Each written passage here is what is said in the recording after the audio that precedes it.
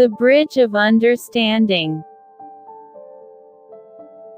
In a small town surrounded by rolling hills, there lived two neighbors, Maya and Mr. Thomson. Their houses were separated by a narrow stream, and a simple wooden bridge connected their properties. Yet, despite being neighbors for over a decade, Maya and Mr. Thomson had never spoken a kind word to each other. Mr. Thomson was an elderly man with a passion for gardening. He spent hours tending to his roses and tulips, making his garden the envy of the town. Maya, on the other hand, was a young writer. Her yard was often messy, with papers scattered everywhere, and she would stay up late typing on her old typewriter. Their differences often led to arguments. "Maya, your papers are flying into my garden again," Mr. Thomson would grumble. "Well, your noisy lawnmower distracts me when I'm writing," Maya would retort. One spring morning, Maya woke up to find the wooden bridge broken. A heavy storm the previous night had destroyed it, leaving the stream uncrossable. Maya shrugged, thinking it wasn't her problem. But later that day, she noticed Mr. Thomson struggling to carry heavy buckets of water to his garden because the bridge was gone. He couldn't use the stream water anymore.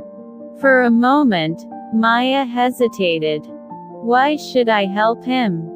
He's always complaining about me," she thought. But deep down, she felt a pang of guilt. Maya decided to fix the bridge. She went to the local hardware store, bought some wood and nails, and started working. She wasn't very skilled, and the hammering noises echoed loudly.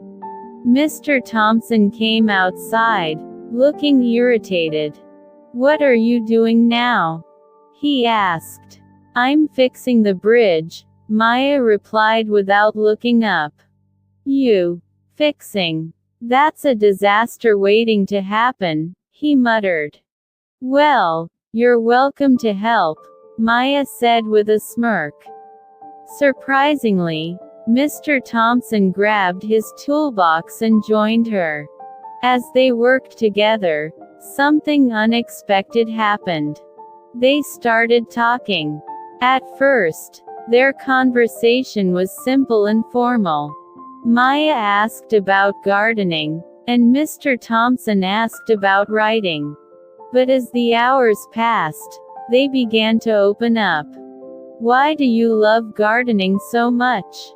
Maya asked. Mr. Thomson paused. "After my wife passed away, it gave me a reason to get out of bed every morning.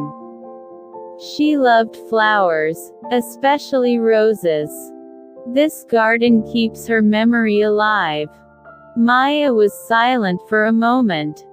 Then she said, "I write because it helps me escape. My parents always wanted me to become a lawyer, but my heart wasn't in it. Writing is the only thing that feels right." By the time the bridge was finished, Maya and Mr. Thomson had shared more than they had in years. The bridge wasn't just a physical connection anymore, it became a symbol of understanding. Over the next few weeks, their relationship changed. Mr. Thomson began leaving fresh flowers on Maya's porch. In return, Maya wrote small stories inspired by his garden and shared them with him. One day, Maya published a story in the local newspaper titled, "The Gardener and the Writer." It was about two unlikely friends who built a bridge, not just over a stream, but between their hearts. The story received praise from readers, and Mr. Thomson proudly showed it to everyone in town.